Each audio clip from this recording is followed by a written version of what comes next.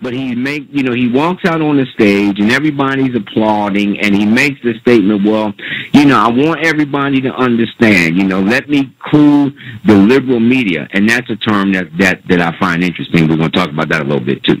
But he said, let me clue everybody in the liberal media. I am, as far as the Koch brothers go, I am the brother from another mother. Now, that to me is, I mean, that's like the epitome of what I like to refer to as old school pimpism. I'm the brother from another mother, and he got this rounding, applause from all of the audience, and I'm saying this is the typical African-American older jokester that everybody wants to say, this is how African-American males really are. It doesn't matter how much money they get. It doesn't matter what their achievements are. Deep down inside, they're just jokesters. They're not serious. They don't take themselves serious. They're ignorant of foreign affairs. They're ignorant about what's really going into society, but they know how to hustle and make money. That, to me, is my perspective of Herman Cain. And, I put a post out, as I said a little earlier, and it's been interesting to watch some of the comments that have come back, which some of the comments have been so totally out in left field that had absolutely nothing to do with the point of my post in the first place, that I could pretty much understand. Some of these posts are honestly coming from Tea Party favorites who really, as I made the statement last week, don't really want to get to the heart and the core of what the real issue is with President Obama, which we all know does go into the racial ideology that exists in this nation, again, which nobody wants to talk about because we have to be politically correct. However, I'm so glad that there are those of you who don't mind talking about it, who don't mind listening to my rants about it. And on that note, I'm going to welcome to WDKK my good friend in the person of Martin Jarvis. Martin, how's it going, my brother? Hey, pretty good, Darryl, pretty good. Yeah, go ahead. I'm just, you're right. Yeah, I mean, it was... Yeah, well, it was just really interesting, because I spoke with you real briefly before the broadcast this evening, but, I had kind of followed that thread that I put up, about the show, and the gist of what I was saying, I was simply dealing with ideas, ideologies, those who were raised in a former generation, who have a certain viewpoint, regarding the country, regarding the nation, and the fact that when President Obama came into office, he came in on the mantra of change, and he laid out specific things that have to do with change, and we all know that when things begin to change, people get uncomfortable. And there are those from the older school who have obviously missed the point of what President Obama was saying when he talked about change. And Herman Cain is one of those individuals who, in my opinion, is definitely an old school kind of guy who kind of right into this jokerism that, well, let's face it, the Republican Party would love to see, so they can hold up their African Americans and say to everybody, see, we're not prejudiced, we're not racist. Look, we have a conservative Republican on our side, Herman Cain. And I'm thinking, yeah, but look at this jokester. Listen to him. I'm not even talking about the allegations. I'm talking about his whole presentation. What you think about that, Martin? Well, I'm with you. I sort of experienced that on your Facebook page when you were introducing this program. What's difficult is to separate the politics, because one of the gentlemen, I guess, responding, it starts talking. Anytime he talks to black folks, they call him Uncle Tom. I haven't even heard that term in years. But it's spouting the liberal media and all this stuff. I mean, really what you got here is you have Barack Obama, who really challenged folks, especially Caucasians in this nation, because basically, we had black folks had taken over every aspect of everything in this nation. Whether, of course, we had it with the music and the sports and all that. Then we had Colin Powell, Condoleezza Rice, and all this. But the one thing that was sacred was the presidency of the United States. And then you have a man like Barack Obama, a very intelligent brother, and going up against McCain, and it really challenged, hundreds of years of a particular sacred, thing that white folks had that, that a black man couldn't have. So there were as we saw, a lot of racism that people didn't even realize they had began to come up, that they didn't even probably realize they really had deep inside. It really began to come out. And I don't even have to describe it. We've all seen it over the past 3 years. And so, to me, Herman Cain is like a subconscious balm to sort of convince themselves that they're not we got our guy now. See, we're not like that. So, he isn't challenging to them. He's their black boy, and it makes them feel a little bit better, that they have someone they can put up against this guy, Barack Obama, that challenged him so much. So they love their Herman Cain. I mean, if you go back historically, in the South, the slave owners, they loved their little, they loved their little darkies, And they, I mean, they would share food with them. They would let their kids, play together and sleep together and all that stuff. So they love him. I mean, just like you said, you could put a handkerchief on his head, do a little tap dance. I see it. I see the same as you, pretty much. Well, let me ask you a question on that note. Do you think? And I mean, I have my opinion about what Herman Cain is doing, but do you think he is serious about his this running for president? Do you think he's really serious?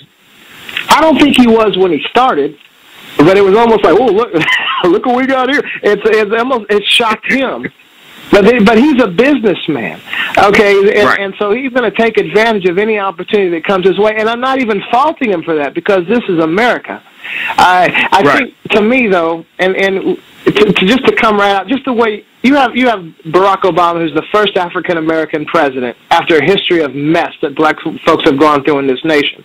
I think even as an African American, even a Republican African American, you need to respect that.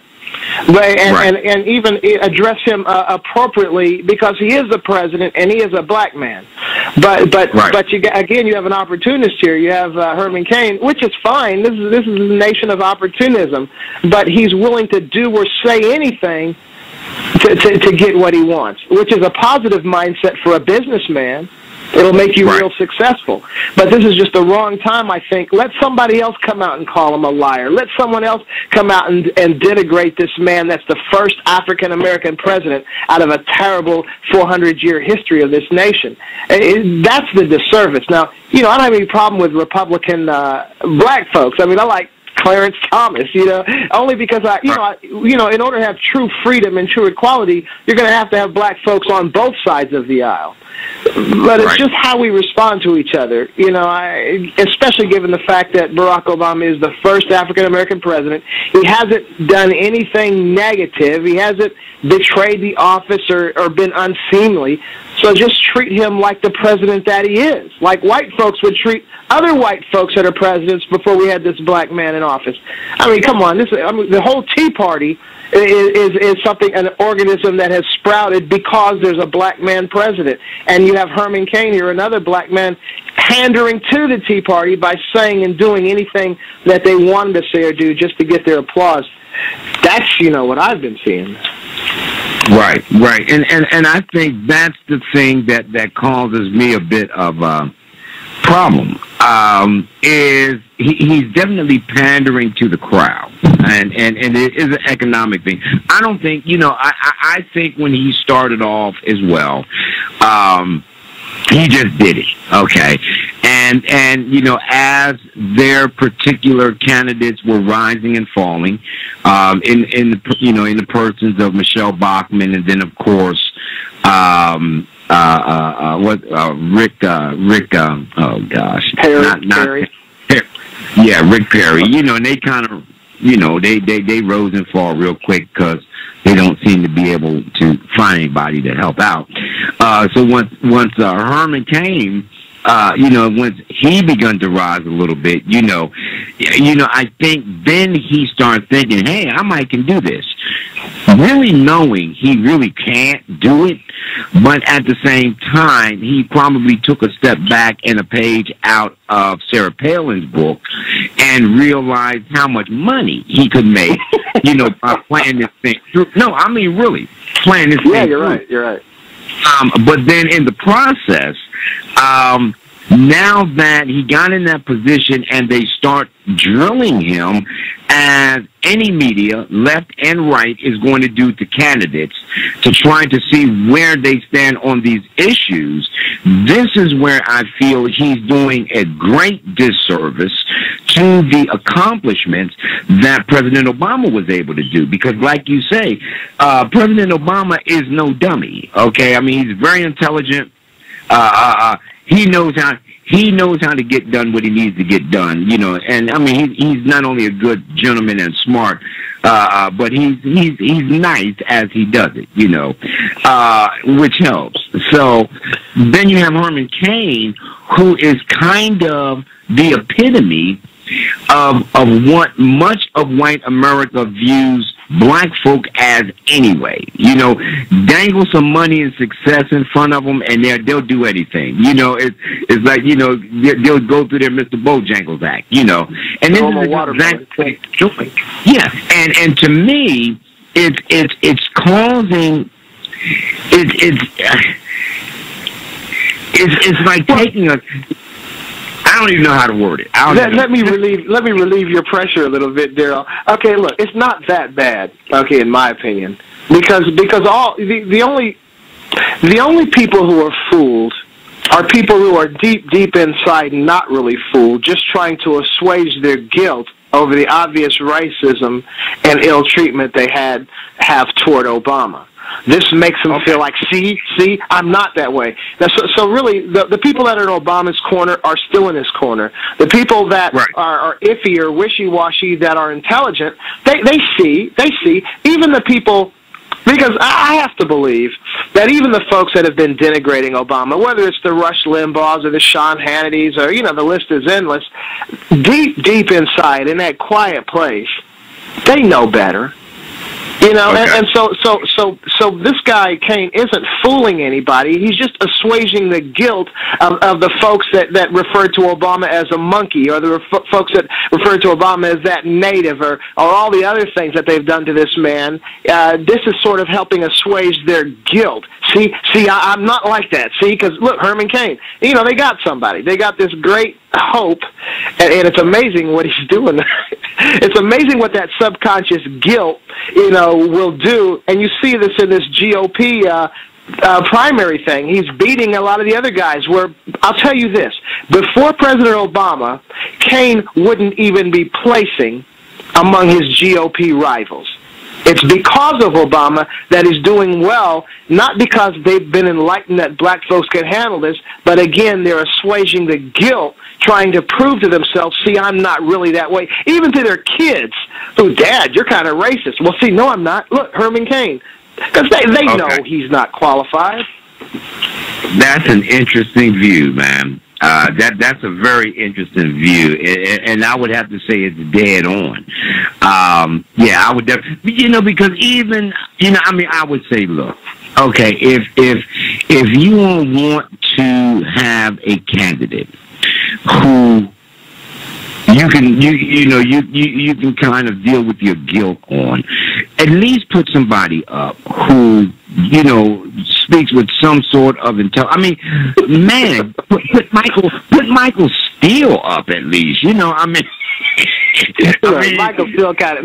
You know, it's not. You know, I have a brother, as you know, Darryl. That's the Republican vice mayor of this predominantly white town, which is amazing that he's even in there. So I mean, I have my best friend. You know, my brother. But come on, now Steele I respect the man because he's intelligent, but come on, the way they removed him from being chairman, come on. They didn't respect him. They said, you got a black, so I'm going to raise you a black. I'm going to, it's like they were playing poker with black folks, and once they didn't need him anymore, well, we'll get rid of that card, give me another card. They got rid of him. He knows that, and he's still sitting up there. Come on, man. Well, yeah. Yeah, you got a point. You got a good point. That's what they do. You got a black, well, we got a black. That's what they did with Sarah Palin. Remember, the reason they brought Sarah Palin was because the Democrats went for Obama over Hillary, and they were trying to pull the female Democrats that were disenchanted and hurt and let down because Hillary didn't win. So they said, well, you guys wanted Hillary. Well, now we got Sarah Palin. And they're doing the same thing with black folks. And what's most disturbing to me is the amount of black folks that fall for it. Right. Yeah, and I think that goes to the heart of some of my concern as well.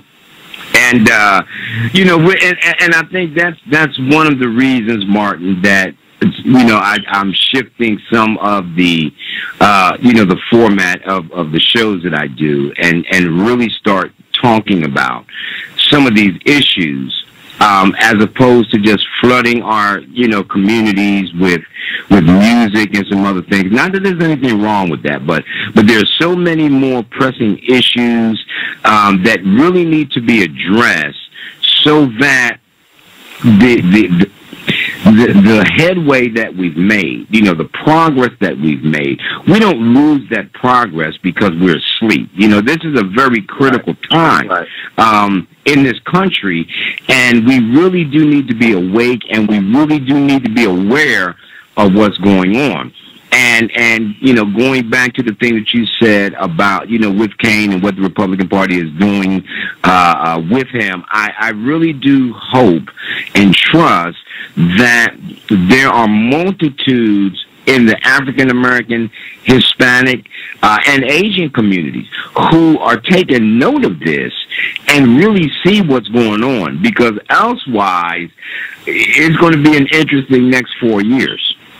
Well, the problem with the Asian, here we go. Some of my best, the problem with the Asian community and the problem with the Latino community, my grandfather was an illegal Mexican, so I love Mexicans, okay? The problem is that a lot of immigrants come to this nation with with a subconscious issue, or maybe even conscious issue, of wanting to ingratiate themselves to white folks.